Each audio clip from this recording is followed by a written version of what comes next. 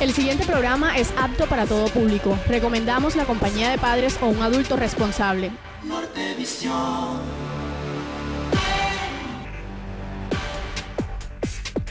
Nortevisión.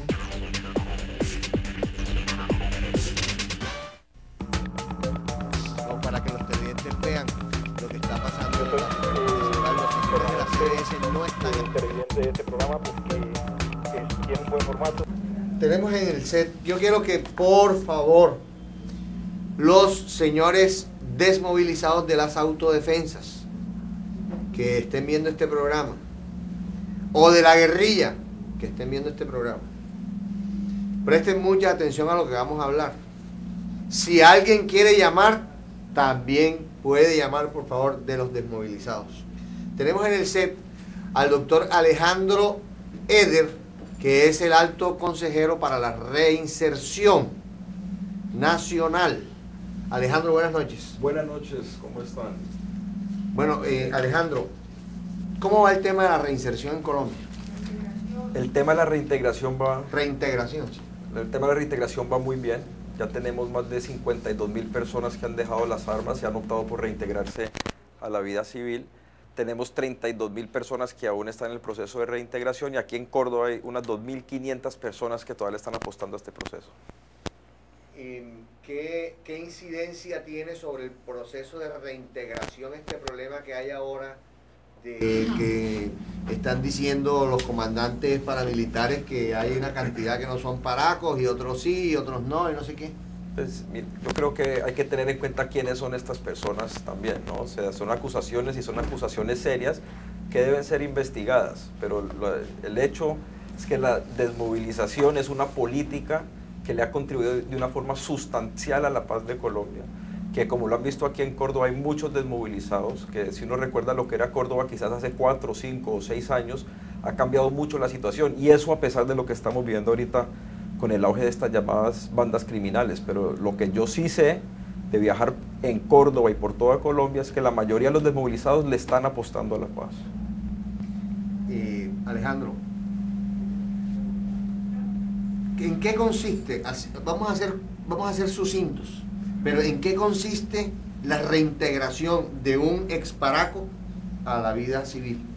¿Cómo se planteó al momento de hacer la desmovilización? O sea, pues hay que saber que cuando una persona se desmoviliza, sin importar si su procedencia es de un grupo paramilitar o un grupo de guerrilla, todos ingresan al mismo proceso. Entonces el proceso es un proceso que tiene varios componentes, cada persona tiene una ruta de reintegración con la cual deben cumplir y esa ruta está conformada por un componente psicosocial, un componente de formación académica y uno de formación para el trabajo. Lo que nosotros buscamos es facilitar la vuelta de la persona a la sociedad y buscar una reintegración económica sostenible para que puedan pues, mantenerse dentro de la legalidad. Hay una parte fundamental que sí hay que aclarar y es que para que la reintegración sea verdaderamente efectiva se requiere el compromiso de todos. O sea, nosotros podemos trabajar con los desmovilizados, yo he visto el compromiso de estas personas, pero si la sociedad, si nosotros no aceptamos a los desmovilizados, si los empresarios no les dan la oportunidad de emplearse, si las comunidades no les dan la oportunidad de volver y reintegrarse y reconciliarse con las comunidades, no va a ser posible la reintegración y no va a ser posible la paz. Ese es un tema que yo lo he tocado varias veces, por la preocupación de todos los cordobeses. ¿En qué sentido? En que cuando se planteó la reintegración de las personas, parece que, bueno, sí mencionaron que había que hablar con los empresarios y con el sector privado para que el sector privado se preocupara y vinculara a esos desmovilizados a actividades laborales.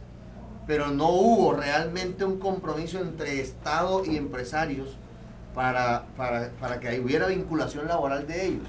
¿En qué están hoy con eso? Ese no es necesariamente el caso. O sea, yo creo que tenemos que comprender el temor y las preocupaciones de los empresarios. Los empresarios en Colombia fueron muy golpeados durante la época de violencia por la extorsión, por el secuestro, por el boleteo.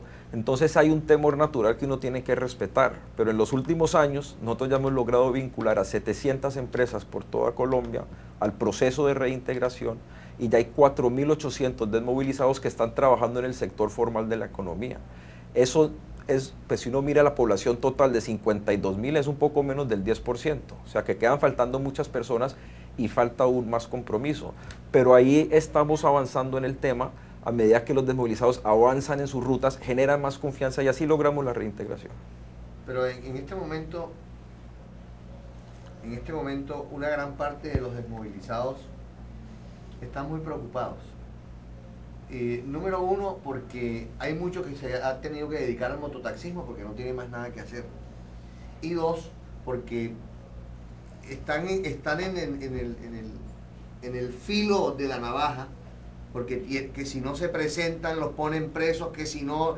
Es decir, hay una discusión alrededor de ese tema y me imagino que hay muchos desmovilizados que no tienen ni idea de qué es lo que tienen que hacer. Sí.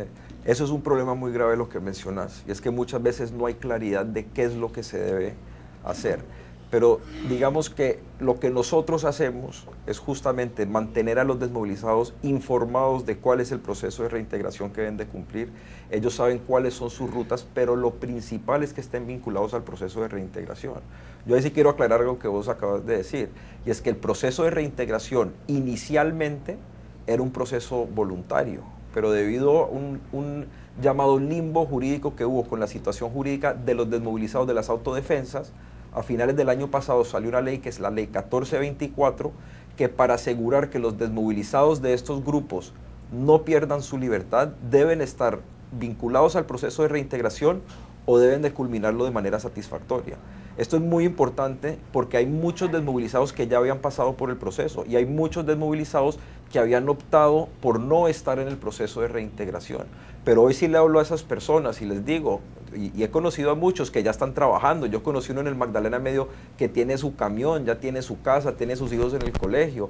He conocido personas en Tierra Alta que ya tienen negocios productivos en el campo, que ya tienen cómo alimentar a sus familias, que no necesitan el proceso de reintegración como tal. Pero si no están en el proceso o si no entran en contacto con la consejería, no podrán acceder al beneficio de esta ley y pueden correr el riesgo de ir a la cárcel hasta por 12 años por el tema de concierto para delinquir que fue un fallo de la Corte Constitucional. Y yo lo que quería era hacer una acotación aquí sobre cómo comenzó el proceso.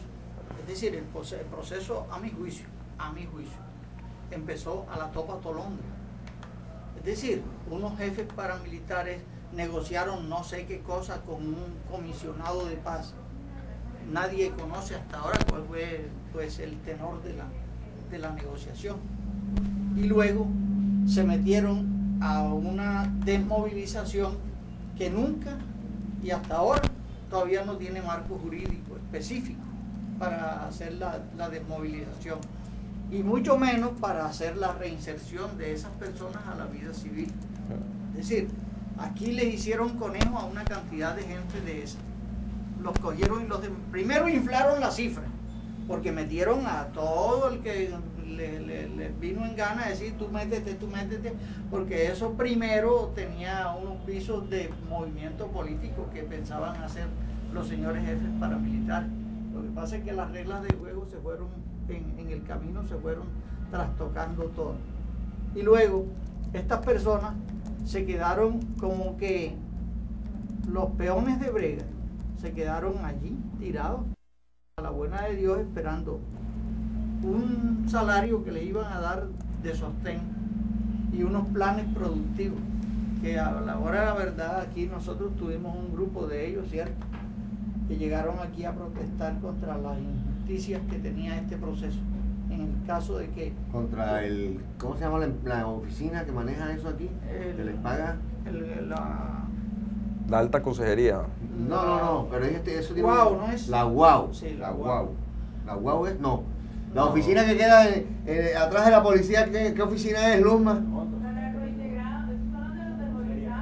Donde le pagan a ellos.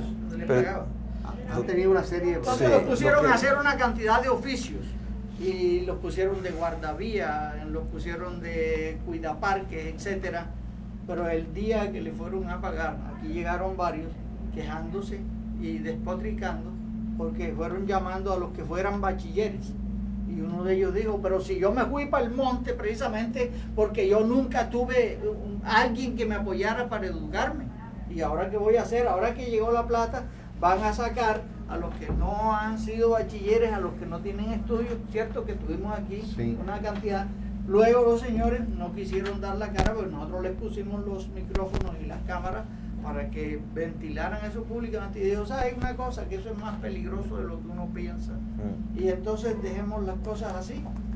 Alguien tenía ya 7 meses, 5 meses de estar trabajando y metido en ese programa para que a última hora le dijeran que no era bachiller.